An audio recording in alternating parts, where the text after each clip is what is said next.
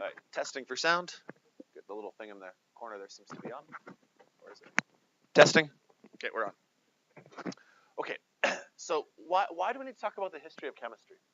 I think for thousands of years, people have been wondering what stuff is really made of. Right? Actually, we have a better name for it. We don't call it stuff. What do we call it? Yeah, we call it matter, right? If you guys don't remember from yesterday, matter is described as anything that takes up space and has a volume to it, right? And so people have been wondering, well, what is the stuff made of? But here's a big problem. Technology and science usually go hand in hand, but sometimes we can't make scientific breakthroughs until the technology catches up. 3,000 years ago, we didn't have microscopes. Does that make sense? And so we couldn't like zoom in and look at what the stuff was made of. All we could do is kind of look at it really closely and go, huh, I wonder what's inside that. You get what I'm saying there? And so what I want to do is I want to walk you guys through a couple thousand years of scientists and their development of what we think matter is made of. And eventually we're going to finish with our current model of the atom. But I want to preface that by saying one of the things that I find that's really cool about this is that although this is our current model of the atom, scientists are still trying to figure out what the smaller and smaller stuff is made of. I'm going to kind of jump ahead here because you guys probably know some of this, but like, you know how we talked about elements and compounds last day? Well, elements can actually be broken down in a way even smaller into their protons, neutrons, and electrons. You guys ever heard that terminology before? Protons, neutrons, electrons? Oh, but if you take my Science 30 class, there's actually a belief that protons, neutrons, and electrons, they can be broken up even further into like particles called fermions, and there's a whole bunch of little weird things called like muons, and maybe you've heard of these before. Anybody ever heard of the Large Hadron Collider in Switzerland? Basically, it's like a big figure eight. It goes loop, loop, loop. And what they try to do is they try to shoot electrons or small particles, and they try to accelerate them faster, going around a loop. And eventually, they want to crash them into each other. Why would you want to crash an electron into another electron? To break it apart, right? I mean, imagine that it's my daughter Kinsey, and she's playing with Lego toys, right? And she throws it against the floor, right? And then the Lego cracks into a million pieces. Now I know what it's made of, right? Well, the same theories are being tested right now, going, well, what's an electron made of? But I don't think this is ever going to stop. Because let's say we figure out what an electron's made of, and we call it a bleh. Well, then we want to figure out what the bleh is made of. And we want to keep going smaller and smaller and smaller. Does that make sense? And so one of the cool things about today's topic is that we're not ever done, right? We're always going to be trying to figure out the next stage of development. Maybe you've even heard of one of the current theories. There's really no evidence tested on this yet. Anybody ever heard of something called string theory? Maybe if you watch the TV show The Big Bang Theory. Anybody watch Big Bang Theory TV show? Okay, we've got a few fans here. Right? Sheldon is a string theory theorist, right? And really the idea is that maybe at like, not like a microscopic level, but if you could zoom in more and more and more, right? Like so much more that the technology doesn't exist. We do not have the ability to zoom in that far yet. So that's why it's just a theory, right? But if we did, the theory is that maybe there's like vibrating strings. And that's what makes up all of the universe. And this is a really weird and crazy theory, and no one can prove it or disprove it. So, anyways, hopefully you kind of get where I'm going today. That's what we're going to talk about. We need to figure out what our stuff is made of, but we're going to go through history to do it. So I want to actually start 3,000 years ago. No, not 3,000 years ago, 5,000 years ago. Because the date on here I have is 3000 BC. You guys know how that kind of works, right? Like, we're in the AD stage of things. This is 3,000 years before the era of Christ. And so, I mean, imagine that we're talking like very primitive society. We don't have, technology in the same way we have right now, right? Imagine that if you had a job, your job might have been as a farmer, right? But I mean, we're not talking farming like in modern days here. As a farmer, you might have been trying to like work the ground literally with like a rock attached to a stick, right? And that is how you were turning over soil, right? We didn't even have like metals refined as like steel and iron in that way, right? And so all we've got at this point here are like some really basic metals. Maybe you've got gold, copper, silver, lead, and iron, right? And it's primitive. You know, gold we used for jewelry because it was soft and it could be molded. Can I say that again? Gold was chosen to be like a precious metal because it could actually be molded. You could melt it down in a furnace and you could make it into the shape of a ring or something like that. And copper was used because you could mold it, but it remained a little bit harder, and you could make like a tool out of it. So maybe this is the first time there was like a shovel or a spade or a weapon. Unfortunately, there's actually one more thing that often gets tied into science and technology. Often these things have gone hand in hand with war. It's actually a really unfortunate part of human history, but like one of the biggest technological advances of the 20th century happened right around World War II ending. Anybody know what I'm referring to? What was the big technological advance at the end of World War II? Take it away. Yeah, the nuclear bomb, right? And scientists discovered how to harness nuclear energy. Now, for the most part, we now use nuclear energy in mostly positive ways, trying to like run a power plant. But the United States did drop 2 atomic bombs on Japan as a way of trying to end World War II. You guys ever heard that before? Right? And that, I think that's a really typical example of how as the science progresses and the technology progresses, unfortunately there's usually people who want to use it for nefarious and evil purposes as well. That makes sense? And I'm actually going to talk about that as we kind of walk through history. So anyway, let me go back here. I want to talk again about, 5,000 years ago, 3,000 years before Christ, right? Maybe the idea of discovering tin, because this was really big. All of a sudden, they created something called an alloy. And this is a word I'd like you guys to know, alloy. Okay? An alloy, as you can see from the little bottom slide there, is where they actually mix 2 metals together. Okay? We talked about mixtures before. You guys remember how there's pure substances and mixtures? And there's a couple different types of mixtures. There's mixtures where you can literally see the differences, and mixtures that you cannot see the differences, right? A homogeneous mixture is one where you can't see the differences. And so what some people discovered is, why don't we take copper and tin, and why don't we melt the 2 of these together in some sort of like furnace and mold it and create bronze? Well, bronze was even stronger than copper. Right? And so it allowed for new technological advances in things like farming or warfare, again. Because when the Bronze Age came in and someone was able to all of a sudden make bronze, you know what that meant? He had better weapons. I imagine you're probably talking about a sword, right? So I mean, think about there's a war going on. Someone is trying to fight the war by throwing rocks and using sticks, and maybe they have a copper sword. But somebody else has a bronze sword. And they have bronze, maybe they have like a bronze shield to help protect them, right? Who now wins that fight? Well, the person with the better weapons. Does that make sense? And so we've actually heard this phrase before. It's called like the Bronze Age, right? And that was a big technological advancement. Eventually, we even found something better than bronze. We don't even use bronze anymore. The thing we use is steel. And we use it all the time. You guys know what like some of the biggest things we use steel for is? What do we use steel for? Buildings, yeah, cars, right? The frame of your vehicle needs to be incredibly strong. Our buildings should be reinforced with steel throughout them, right? And so steel is even stronger. I'd like you guys to know this. Iron and carbon as an alloy created steel. And I mean, now we're talking, like I mentioned here, we've got knives and armor. And we're starting to get maybe into more of like the medieval ages where you've got like knights who are in like those full-on, you know what I'm talking about here? Full-on shields. You've got like chainmail with steel, right? Now, again, at this point here, I'm not really sure we're talking about scientists because they still didn't know what it was made of because they didn't have the ability to like zoom in and look at it. Does that make sense? Right? They knew it was stronger. They could test its properties. But like, I'm not really sure what they were doing was necessarily like science in that sort of way. They were just messing around and seeing what it was useful for. Hey, gold is pretty. Let's make a ring out of it. Hey, steel is really strong. Let me make a knife out of it. But I'm not really sure that it's necessarily like science yet. And so that's why I'm going to hop back on this slide a little bit to some early philosophers. Because really, I don't think we should call them, I mean, we call them scientists, but like Aristotle would be a great example. Aristotle was more of like a thinker, a philosopher, and he had a theory. He thought that stuff, matter, was made of 4 things: earth, fire, water, and air. He was not even remotely close, you know. But we actually think of Aristotle as being one of the, smarter philosophers from like the ancient Greek era. Anybody ever heard of Aristotle before? You've heard that name?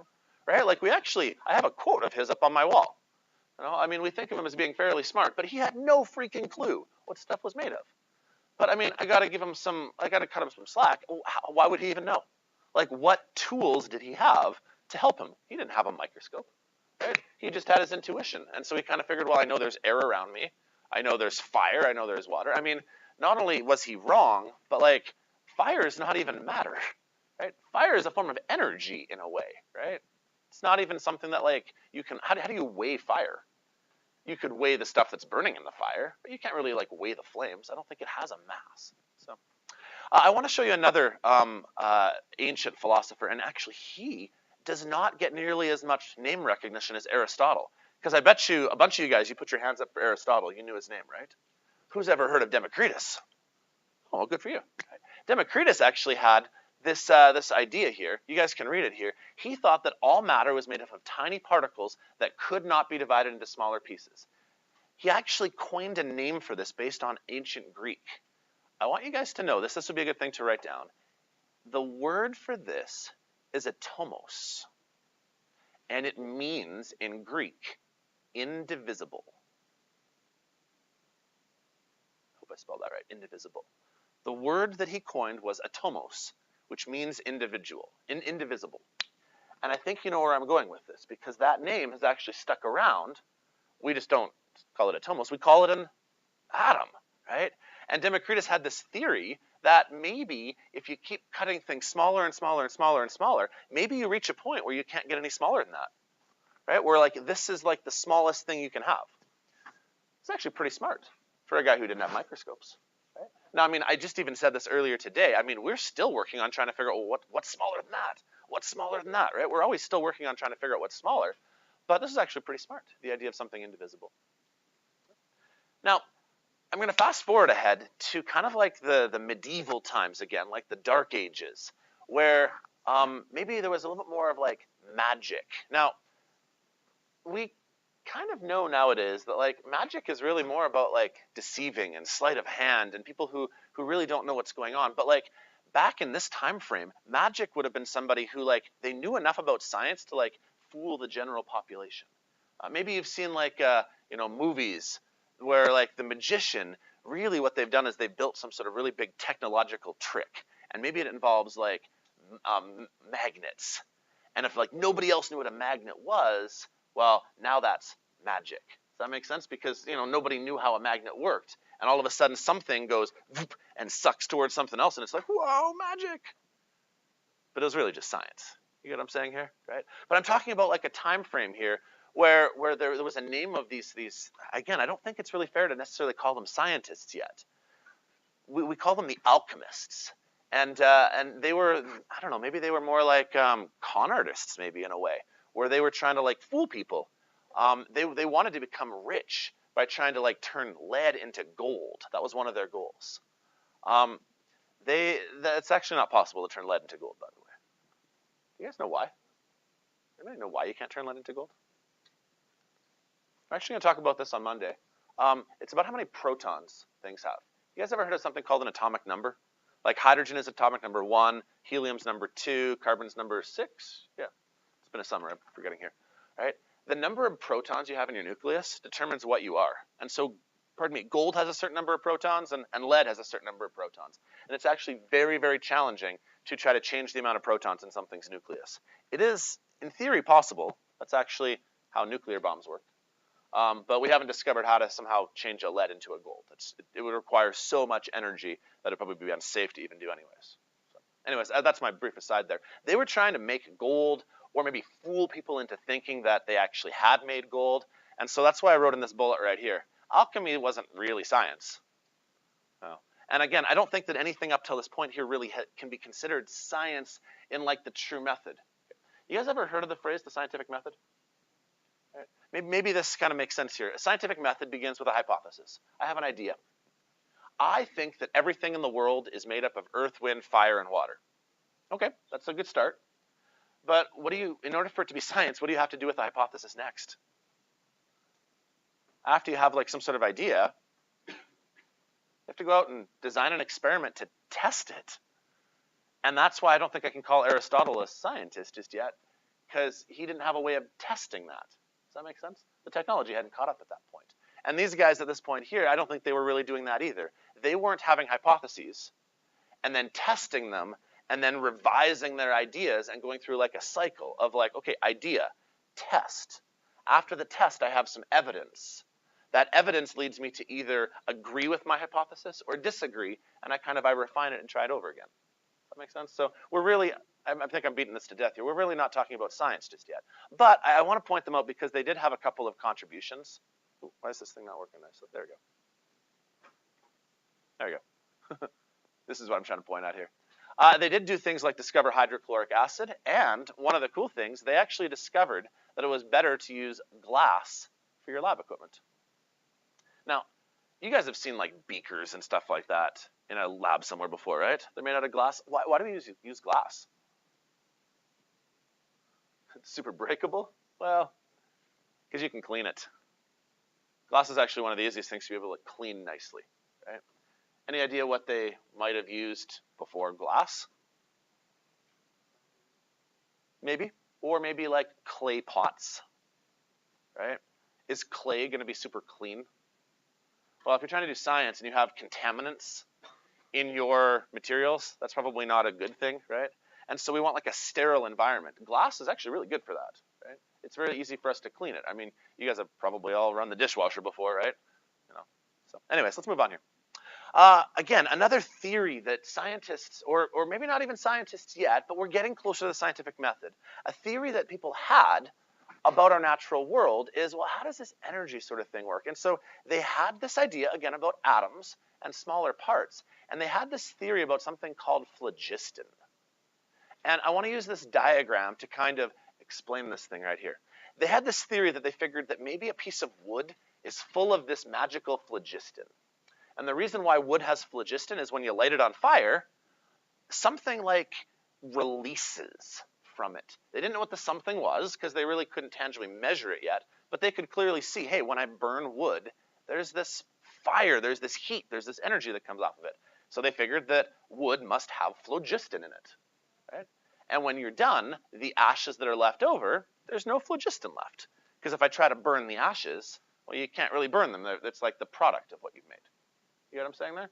Well, not a bad theory. Like, it kind of makes sense. But like, as science developed, we were able to learn something. Like, there's no such thing as phlogiston, right? This is probably one of the first people that I can really say was starting to figure out the scientific method. And I want you to know his name. By the way, I should point out, all of these scientists are people that you should really, or all of the people that we mentioned here, you should know like their contributions and how this has affected our knowledge of the world, okay? So one of the important ones, his name is Antoine Lavoisier. If you're wondering how the heck you say that name, it's French, it's Lavoisier. Lavoisier. And he discovered one of the most important principles that you're going to work with if you keep going on in science, whether it's chemistry or physics, maybe even in biology. It's called the law of conservation of mass. And basically what it says is that when things react, you can't have more weight than you started with, and you can't lose any weight. However much stuff there is in the universe, that's how much stuff there is. It doesn't just magically disappear. Okay? And sometimes that's a little bit challenging for us to think of, because sometimes it looks like it disappears, but it evaporates. It turns into a gas, and the gas escapes, but like its mass still continues. Okay? I want to show kind of an idea here. This was the original theory here. This was the phlogiston theory. Something is a metal, and it would react. And as it reacts, it turns into something else and escapes that magical phlogiston. That didn't really make sense. Lavoisier had a different idea. He figured, what if that metal, when it was reacting, it utilized oxygen from the air, and that oxygen from the air helped make the product? You guys have heard of combustion before? You guys know combustion? Like when you're literally blowing something up? Combustion requires three things to blow something up. It requires a fuel source. It requires like a spark of energy, but it also requires oxygen, right? If you don't have oxygen, a fire cannot maintain itself, right? That's why actually one of the best ways to put out a fire is to smother it. You ever heard that before? So we have things like fire blankets, or you've heard of like stop, drop, and roll. Because the idea there is to somehow remove the oxygen source. If you have a fire in your kitchen, most of the time you're told probably not to put water on it. You should like put the lid on top of the frying pan. That'll extinguish it, right? Because it removes the oxygen. Well, that's kind of what Lavoisier was figuring is, what if oxygen is actually a reactant? And so the metal reacts with oxygen to produce what's there, as opposed to this metal randomly just giving off this phlogiston. Well, fast forward a couple, 100 years or so here. We get to the next scientist, and his name is John Dalton. And he's often one of the ones that people will actually start with. But I give a lot more backstory here. Dalton came up with his first, really good theory, his good hypothesis about what he thought stuff was made of. Again, he liked the idea of atoms, that idea of indivisible particles. Because again, that's what that word means, indivisible. And so he had a theory, a 4-point theory that he wrote down in a paper and that he published. And he said, hey guys, out there. I mean, he didn't say this, right? I mean, there's no Twitter. But he wrote it down and he sent it to other scientists. And he said, here's what I think our world is made of. And so I really need you guys to know this. If you're following along with something you can highlight or write down with, can I highly suggest, this will be on a test. These 4 points here. You definitely need to know this. Okay. Here's his 4 points. He thought that all matter is made of small, indivisible particles called atoms. That was his first thought. He kind of stole that one, because really that was Democritus. Second idea, he thought that all of the atoms of an element type were completely identical in all properties, like their size and their mass. What he basically meant by this, if I can put this into people words, is that if a hydrogen particle over here looks like this, all other hydrogen particles should look exactly like it. Let me use Lego as an analogy again. You guys know how Lego, you have those bricks, and it can be a 2x2 brick, and it can be one of the thicker ones like this, or you could have maybe a 2x2 that maybe is the really thin ones. You know what I'm talking about here? Right. So imagine that I've got a red 2x2 brick, and I want to call it hydrogen. Okay. What his theory is then is that all red 2x2s are hydrogen. All blue 2x2s are oxygen. Okay. And if I find a shortened red 2x2, that's not the same thing. And if I find a 1x2 that's red, still not the same thing. Does that make sense? I mean, it seems weird to have to write that on paper, but basically his logic was, if it is hydrogen, every single hydrogen looks completely identical to every other one. He was actually wrong about this. He was actually wrong about this. Some of you guys are giving me a funny look here. He didn't know about neutrons. We're going to cover this a little bit later in the course, but we've actually discovered that some particles have what are known as isotopes, where they can have more and more neutrons in them. Okay? What actually determines an element is its protons. If you have 1 proton, you're hydrogen. If you have 2 protons, you're helium. But in theory, you could have 2 protons and 2 neutrons, or 2 protons and 3 neutrons. The neutrons are neutral, and they don't actually affect your identity. It's actually just protons, and so he was kind of wrong on this one. He was close, but he didn't actually know about the mass issue of neutrons. We'll talk about that more tomorrow. So, okay. He thought that different elements should have different properties. Basically what he meant is that hydrogen should look like this and be this color, and oxygen should look like this and be this color, and if you're different, you should have different properties. And he was actually right about this, right? Copper's properties are unique to copper. And phosphorus's properties are unique to phosphorus, right? But he wasn't wrong. He wasn't right about the mass issue, though. That one was wrong. He also had a theory. He figured that atoms of different elements can combine in specific fixed ratios to form new substances. That's very wordy. So let me see if I can try to give you a better example here. What he meant is that, let's say you have carbon. Okay, C is carbon. He figured that carbon has the ability to form a compound in a specific ratio. For example, let's say that carbon wants to react with some oxygen. Carbon would want to react with, say, 2 oxygens and make this compound called carbon dioxide. You guys have heard of this one, right? CO2. And if you're going to have carbon dioxide, it's in a fixed ratio of 1 carbon to 2 oxygen, and we call that carbon dioxide. If I were to somehow make a compound of C3O7, that would not be carbon dioxide. That would be something else. Does that make sense? If I were to give you H2O, we call that water. Okay? This is H2O2. Still has hydrogen, still has oxygens, but we no longer call it water. Anybody know what H2O2 is? Fair enough. It's yeah, actually that's what we'd call it. Its common name, good call though. Its common name is hydrogen peroxide. You guys know what hydrogen peroxide is? We use it for bleaching hair, for disinfecting wounds and stuff like that. It's an antiseptic. Right? So now these two things here, H2O and H2O2, they both involve hydrogens and oxygens, eh?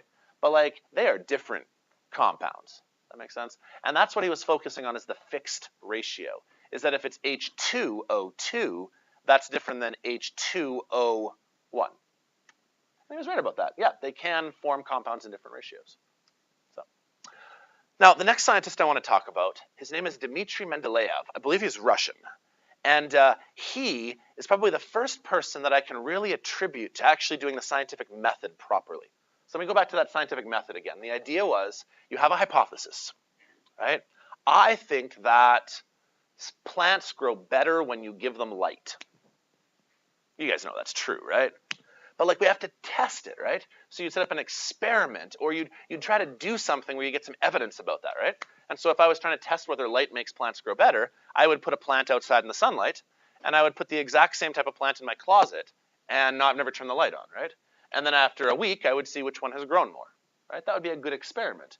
After that, I would have some observations and I would either say, yes, I believe my hypothesis was true or no, I didn't. Well, he had a clever idea. He decided, I'm going to make some predictions about how these elements fit together. He actually made kind of, the first periodic table. The legend or the rumor goes that he started writing down properties of different elements on cards, like just a basic index card, right? Like a little small sheet of paper. And he wrote down hydrogen, really light, invisible, you can't see it, like it's colorless. You know, wrote down some properties, it's a gas. Helium, also really light, also a gas. Whereas iodide, yellow colored, right? Like he wrote down different properties of what there was. And he started to put them together into like categories, kind of like, I don't know, my daughter's in grade 1. You guys know like a basic game of like which of these things does not belong sort of thing, right? Like put all the purple objects in a pile, put all the blue objects in a pile, right? Like my grade 1 daughter can do that. That's what he was doing with all of the known elements. And here's what's really cool about it. He made a prediction. He believed, based on his stuff, that there was a hole in his table. Because he said, these things right here, they seem to go together, and these seem to go together. But he said, I think we haven't discovered this thing yet. And that's really like the crux of science, is that a good scientist should make some predictions eventually and say, I think that this will happen, right? I mean, here's a basic example. I think that gravity exists, and so therefore my prediction is when I let this go, it will fall. Ta-da, right? Like that's what good science should be able to do, is once I have a theory, it should be able to tell me what I think is going to happen next, right? And that's part of the testing process, right? So he made a prediction, and here's one of the really cool things. All of the elements that he predicted would eventually be found were found, which is like amazing because he had no reason to know that, right? But eventually we discovered things like scandium, gallium, technetium, and germanium, and those filled the little holes on his periodic table. Isn't that cool? That he was able to do that as a prediction, right? That's how science should work. Next scientist we want to talk about, his name was J.J. Thomson. And he was working with something known as a cathode ray tube. I'll write that down here. It was called a cathode ray tube. It sounds like it's right out of like a science fiction sort of thing.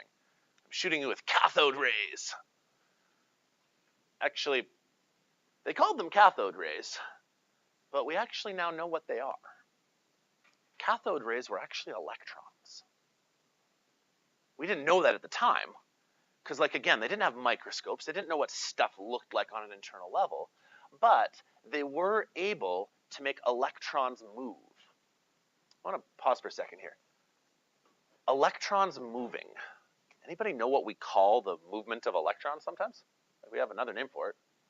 Electrons that kind of just keep moving in a circle, maybe? It's called electricity. You guys know that? Right? Like if you have electrons flowing in a circuit, that's electricity. That's literally where the word comes from, electricity, right? And so, I mean, ever since like the legend of Ben, you guys ever heard the Ben Franklin story about how he like had a kite out in the storm and maybe like the lightning hit the kite and he all of a sudden was like, hey, electricity? Have you ever heard that legend? No, maybe not. No. Anyways, that's actually apparently not true. Apparently his son was holding the kite. He wasn't willing to hold the kite himself. He made his son hold the kite and have it get electrocuted. Anyways, we've known about electricity for a little while at this point. They didn't know what it was called. They had no idea how it worked, but like And they certainly didn't have light bulbs yet, right? Like they were still working on that stage. But like electricity was known, they were able to actually shoot these cathode rays of electrons in a vacuum tube. So anyways, that's where I'm kind of coming from. It's called a cathode ray tube. And J.J. Thomson was just messing around with stuff. He set a couple of plates on both sides right here that were electrically charged, and he also put some magnets in here as well. He was messing around with electric plates and magnets, and he was shooting these electrons in a tube. And what he discovered is he could actually make these things bend, which is kind of cool. Because you would think if you shot something in a straight line, it would keep going in a straight line. But if he turned on the magnet, he could get it to deflect upwards. Or if he turned off the magnet and turned on the electric plates, he could maybe get it to bend downwards. And I was like, wow, that's interesting. Why are things all of a sudden deflecting off to the sides? And so again, he proposed a theory. He knew that he was messing around with electric forces, and so he proposed that maybe the whole indivisible concept was actually wrong. If Dalton had drawn a picture of an atom, Dalton would have drawn it looking like this. A circle, and it would have been completely filled in, because it was absolutely indivisible, and if you wanted to try to cut it in half, that wasn't possible. But Thomson thought, maybe there's stuff inside that's charged, and that's why it's deflecting when I play with electricity. Again, he didn't really know the electricity stuff all that well yet. So he thought, what if there were little negative bits inside this atom, just little negative pieces, just floating around inside? And he actually gave an analogy for it based on something that was familiar to people at the day. It was called plum pudding. Basically, it's like porridge with raisins in it, right? So think oatmeal with raisins.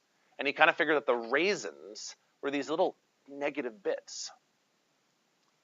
Was he right? Kind of. He wasn't all the way right, but we actually know that these little negative bits now are actually electrons. Yeah. He realized that there were actually electrons inside of matter as he was shooting them. Sometimes you actually see a picture that looks like this, where it actually would have been a little negative bits inside, but they actually knew about charges at that point. They knew there were positive and negative charges, and so sometimes they actually considered that the pudding part was positive, because they knew there had to be negatives and positives balancing each other. And so you may see pictures that look like this, where he thought that there were little negative raisins inside of a positive pudding, and that somehow that's what stuff was made of, and that's why he could get it to deflect up and down, which is kind of cool. He actually gave a name to this as well. I'm not going to make you write this one down, but he actually named these particles corpuscles. Yeah, I'm glad that one didn't stick, because that one sounds weird. We now call them electrons, but that's what he called them, corpuscles. I want to fast forward. This is actually fairly recent now in terms of what we know about science. This is Ernest Rutherford, and most of his experimentation happened between about 1907 to about 1911, give or take, okay? I don't need you to know the exact dates, but like, I wanted you to know the context here. We are talking just over 100 years ago that one of the most revolutionary breakthroughs in science occurred, where he discovered a lot about what we know about matter, and we were then able to start to like confirm it as well. So, I mean, in the grand scheme of things, I was talking about 5,000 years of history. We are now in the last 100 years. Does that make sense where I'm going here? Like, if this is a timeline here and that's 5,000 years from here to here, we're talking like, probably I didn't even draw that nearly to scale yet. We're talking the last 100 years, which in science, in the grand scheme of things, is actually not that long ago. But technology has started to progress in the 20th and 21st century to the point where, like, if I were to plot how much we knew about science, it's probably like, you know, okay, we were learning more and more and more and more, right? And then all of a sudden, in about the year 1900, it's gone like straight up, because the technology has started to catch up and we've been able to learn more things. So I want to explain to you Rutherford's famous experiment. It's called the gold foil experiment. Here's what he did. He shot a high-speed particle known as an alpha particle, which you don't need to know what that is, so don't freak out about that. But he shot an alpha particle at a piece of gold. And I want to kind of demonstrate what you think would happen when you shoot something at something else. Pretend this is an alpha particle. Pretend this is a sheet of gold. And I throw something at it. What would you expect to happen? Well, it's going to hit it and bounce off. Does that make sense? That's not what happened at all. What ended up happening is the alpha particle literally phased right through the gold. And I've got a picture of that on the next slide here. Now, there's actually more to the story than just that, but if you can see in this picture right here, here's the alpha particle. It got shot through at the gold, and you would normally think at first, okay, it's going to hit the gold, it's going to bounce off. It actually went through. And that was weird. Because it implied that matter didn't look like a ball. Previous to that, if people had to draw what they thought matter looked like, they would have said, well, here's an atom, and then here's another atom next to it, and here's another atom next to it, and here's another atom next to it, and maybe there's some below it. And if I were to try to throw something to that, well, it's like a solid wall. How could something phase through it? That was the theory at the time. What Rutherford's experiment suggested is that maybe that's not how matter worked. He had an idea. He discovered, or he coined the term, a nucleus. You guys ever heard this term before, a nucleus of an atom? It's like the core, very inside part. And he figured, what if all of the positive charge was located right in the middle? And we knew about those little electron bits, those corpuscles, which we now know are electrons. We knew that there were negative electrons. He figured, what if, rather than them being like floating inside of like pudding, what if all the positives were in the middle, and what if the electrons were like around the outside? Because here's how that would change things. Rather than it looking like this, there would be a little nucleus followed by electrons around it. And there'd be a little nucleus followed by electrons around it. And a little nucleus followed by electrons around it. Now, could something go through the middle? Yeah, that actually made sense as a theory. Right? But here's where this was really weird. He figured, well, hang on a sec, if stuff can phase through, why did this happen? Why did some stuff go through, some stuff deflect off to the side, and some stuff actually bounce back at you? Why didn't it all phase through? And this kind of further cemented his idea of a nucleus, because he figured, where's that one that I was drawing on earlier? Here it was. He figured, well, what if you shot a particle right here? It would go right through, wouldn't it? But what if you shot a particle and it hit just on the side here? You guys know curling, right? It would be like a peel shot where like you hit the side and it would kind of like deflect over that way, right? It would like bounce off to the side if it hit there. And maybe if a particle went like this, it would deflect that way. And then this one would go straight through and this one would deflect that way. But like once in a while, what if it hit like straight on? Maybe it would like kind of bounce back a little bit. Does that make sense? And so he came up with this idea of the nucleus, where he figured almost all of the mass is kind of in the middle, and the electrons float around it. And so here's a picture that kind of makes sense. Here's another one, if you want to flip to this slide here. He thought at first that actually nothing should go through the gold foil. And then stuff started phasing through the gold foil. So he's like, okay, so maybe there's like holes in the gold that somehow things can like fit through. Oh, okay, fair enough. But then like, why are some of them bouncing back at you? Why are some of them deflecting off to the side? That's the idea of a whole bunch of protons were stuck in a nucleus, and some things phased right through, and some kind of bounced back or deflected on the nucleus. Now, when he released his paper in, I want to think 1909, don't quote me on the date, he already knew he was wrong. Which is kind of weird, because you're doing all this work and he's like, I know I'm wrong already. And there's actually a good reason why. A guy named James Maxwell, about, I don't know, I want to think about 30 years before that, had discovered a property about moving electrons. And he discovered that whenever a charged particle moves around in a circle, if a charged particle starts going around in a circle, what ends up happening, two things occur. One, it actually gives off radiation. Okay? That's actually how we do things like creating X-rays and gamma rays, is particles that move in circles that are charged. And so what should have been happening then is as these charged particles go off in circles, radiation should have been giving off, which doesn't make sense then, because if matter has electrons going in circles around it, they'd be emitting radiation and we'd all be dead. So he was like, that doesn't make sense. A second problem is that as the radiation is given off, what would happen then is as the electrons are going around in the circle, not only would they be giving off radiation, but they'd be losing energy. And so they would eventually spiral into the middle and collapse upon themselves. So he knew that his theory was kind of right, but he immediately knew there were flaws in his theory. And so that's why this is where science took off a lot quicker. It only took about 2 years later for the next guy to actually solve this problem. His name is Niels Bohr. Actually, it's Nels Bohr, if you actually say it right. It looks like Neil, but it's actually Nels Bohr. And he did a specific test where he was actually trying to figure out how different things of matter reacted when you added electricity to them. And he was usually working with gases.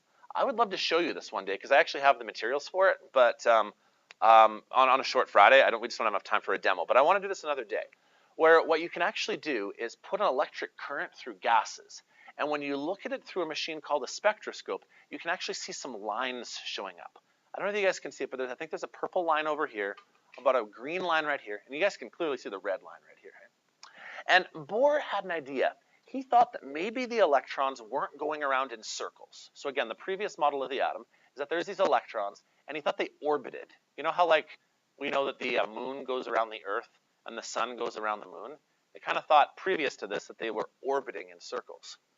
Well, Bohr's experiment suggested that maybe they didn't actually go around in circles. What he thought is that maybe the electrons, and I kid you not, this is actually what we believe to be true, teleported. Not a joke. We actually have evidence this is true. There are scientists who are actually working on teleportation right now.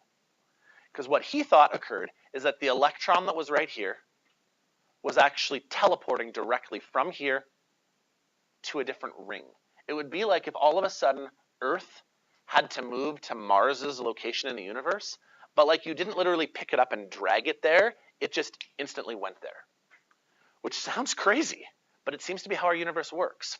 And then what ended up happening was, in order to go from here to here, you added electricity, you added some energy. Then what would happen is it would instantly zip right back again and teleport. And it would lose that energy in the form of this little color of light right here. And that's why there were only a few bands of color, because you could see the electron teleporting from here to here and back, or from here to here and back, or from here to here and back. And as it teleported, it gained the energy to literally move from one spot to the next. And then it lost that energy to go back again. And when it lost that energy, it emitted this light. And we actually know this to be true in some ways. Have you guys ever seen fireworks? Okay. What happens, never. What happens when a firework gives off its color is a small explosion happens. And that explosion gives the electrons energy. And so the electrons teleport from like one orbit to another due to like the setting off of the explosion. However, those electrons return back to where they started. And when they return back to where they started, they give off color, depending on what element it is. And so some things have their electrons jump from here to here and back, or from here to here and back, and they give off different colors. And so that's why when you see like a blue firework, you're probably seeing copper. And when you see a red firework, you might be seeing strontium. Anyways, we're going to talk about this more later, but it revolutionized the idea here, because the idea was no longer that these electrons around the nucleus were going around in circles, but that literally they were jumping. You would never find an electron right here. You would either find it here, or you would find it here, and it literally would jump from one to the next. And this is one of the things that I love about physics, because physicists are working on this stuff right now. Honestly, it sounds like science fiction, what I'm describing here. And yet it seems to be how our world works when you get down to the quantum level. So if you want to know more about this, come talk to me, because I love talking about the way that science is taking off in this realm. So this is a good picture, kind of what we're looking for here. No longer do we believe that the electrons are going around in circles, but we believe that the electrons are jumping from this like kind of ring up to this ring, up to this ring, and you would never, ever, ever find an electron in that ring, like in between. It would be like if I needed to go from here to my desk and I just, not that I actually like was the Flash and zipped there, but I was like Nightcrawler and could actually like teleport there if you like the Marvel references and DC references. So anyways, it's cool stuff. Nowadays, we actually have a different theory of how we think things work. We don't believe that they actually are in like rings anymore. The new idea is all about clouds and probability. And we're getting into some pretty high-tech stuff here. We're actually a little bit beyond the scope of Science 10, but since I love this stuff and think it's so cool, I want to tell you anyways. So this is some stuff that if you go on in physics, but they think that electrons actually exist in clouds. And this is kind of a picture of what I might show you. They think that in the middle is still the nucleus, because we still believe that all the protons are stuck in the nucleus, but that electrons are found like somewhere in this bubble of space. And they're found somewhere in this bubble of space here, and in this bubble of space. But you'll never find an electron right here. You'll never find it here. If this electron right here has to go from here to here, it does not like go through the middle and walk like that. We still believe it literally teleports from here to there, from bubble to bubble in a way, from cloud to cloud. That's kind of the idea we have right now. Okay? One of the reasons why this is so challenging is that electrons are so small, and this kind of comes full circle, that our technology cannot keep up with it. So this is where I'm going to end because, oh no, I do have 2 more slides. What time do we go till again? It's like 9, right? 57? Okay, so I think I have enough time to kind of tell you this story before my last 2 slides. The best technology we have for looking at things is known as an electron microscope. Does anybody know how an electron microscope works? You ever heard of one of these before? Okay, here's an analogy. Imagine that you were blind and you had to figure out what was in front of you. Sometimes what a blind person might have is like a stick that they kind of have, and if the stick bumps into something, they know there's something there, right? What was that? You good? Okay, so imagine that you can't see anything, and maybe one of the ways that you're going to try to figure out what's in front of you is you throw something in front of you. And so let's say I throw something and I hear it hit a wall. Well, because I heard it hit something, I know there's something there, right? Don't walk that way, there's a wall there, right? That's how an electron microscope works. It shoots electrons at stuff, and either the electrons go through, or the electrons bounce off of it, and it kind of makes a picture of what's there by shooting a whole bunch of electrons at it. Here's the problem, though. Electron microscopes are not very good at finding other electrons, because the way it works is you shoot an electron at it, and hopefully the item that you're shooting the electron at stays stationary, and it either bounces at you or deflects or something, right? But what if you're shooting the electron at another electron? What's going to happen to the electron that's supposed to be stationary? It's going to move. And this is actually known as, maybe some of you guys have heard the name before from Breaking Bad. It's the Heisenberg uncertainty principle. That's where the name Heisenberg came from. Where basically what happens is when you shoot an electron at another electron and hit it, it causes that electron to move. And so when we want to try to find electrons, we can know where they were. We cannot know where they are, hence the term uncertainty. Because as soon as I shoot an electron at another electron, let's say I try to do a test. I shoot an electron at this electron to find out where it is, and then a ray kind of bounces back at me. Well, this electron's now moved because me shooting the electron at it caused it to move somewhere else. So that's why the term Heisenberg's uncertainty principle comes in. Anyways, not really that important. This is cool stuff, though. You're going to learn about it more as you take physics if you ever do. Let me finish off with this. This is what we're going to get to on Monday. We now want to start talking about how our periodic table works. And hopefully you guys have a bit of knowledge about this from grade 9. I need you guys to know the term atomic number, because it basically is how many protons there are. Carbon has 6 protons. That's why we call it carbon. Nitrogen has 7 protons. Oxygen has 8 protons. And so that bottom number tells you how many protons we have. We now know that that seems to be the best way to categorize our stuff. We label and we define things based on how many protons there are, and that's actually how the periodic table works. It literally goes in order of number, 1, 2, 3, 4, 5. Okay. The last thing I want you guys to know is about something called a mass number, and it comes up in the top corner here. It is how heavy something is. If you can give me 1 more minute, okay? Because I know some of you guys are antsy to go here. I talked earlier about how Dalton was wrong about one of his items, because Dalton didn't know about something called neutrons. This top number right here tells you how heavy something is. Now, some of this mass comes from protons, but the rest of it comes from neutrons. And so in order to solve this, all you need to be able to do is subtract. Okay? If it is carbon, there must be 6 protons. But if you call it a carbon-12, it weighs 12. Okay? 6 of those 12 are protons. There must be 6 neutrons left over, because 6 plus 6 is 12. But what if it was carbon-13? Well, 6 of them are protons, but what do you have to add to 6 to get to 13?